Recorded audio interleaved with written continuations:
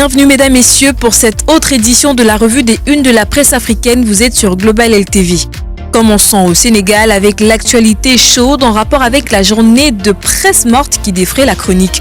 Le journal L'Observateur affiche à sa une « Journée sans presse, démocratie sans voix ». Le journal nous dresse le bilan de cette journée d'action et retentissement à l'international. Le quotidien Tribune édite lui aussi à sa une « Day of de la presse, un coup dur porté à l'image du Sénégal et de sa démocratie ». Les Échos titrent également à sa une « Journée sans presse au Sénégal, une réussite totale », le mot d'ordre largement suivi. Les grandes chaînes de télé, les grandes chaînes de radio et les grands journaux ont suivi le mouvement, selon le journal. Maguette Ndong, porte-parole du syndic, a déclaré que la liberté d'expression au Sénégal est menacée. Le même journal annonce à sa une « Assemblée nationale, le règlement intérieur modifié vendredi ». En page 4, l'article nous précise que la commission technique se réunit ce jour, 14 août 2024. On reste au Sénégal avec une toute autre information. Le quotidien d'information Dakar Presse édite à sa une « Contrôle du domaine public maritime, Diomaye promet la fermeté ». L'on se souvient de la commission ad hoc créée pour le contrôle et la vérification des titres et occupations sur les anciennes et nouvelles dépendances par le Premier ministre en mai 2024.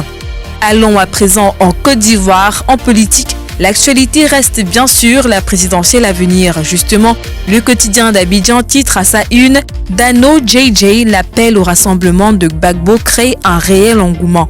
Cet article propose également la liste des partis politiques et des leaders rencontrés.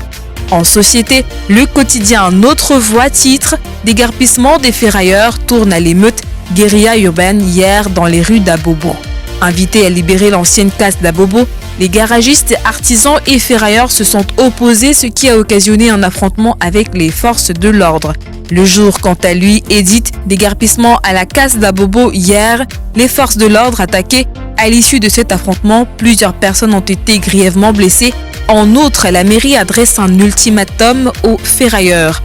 Le journal Fraternité Matin, toujours en Côte d'Ivoire, affiche JO Paris 2024, médaille de bronze Cissé Cheikh accueilli en fanfare.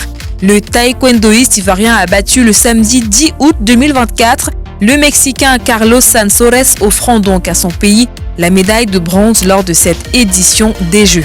Terminons cette revue de la presse au Cameroun avec Le Jour qui édite à sa une « Pétrole, les clarifications de la SNH ». Toujours au sujet du pétrole, l'économie quotidien affiche à sa une « Hydrocarbures, comment est vendu le pétrole camerounais ». En page 3, le journal évoque les 19 entreprises ayant assuré la commercialisation du pétrole entre 2010 et 2023, ainsi que le nombre de cargaisons achetées en 14 ans.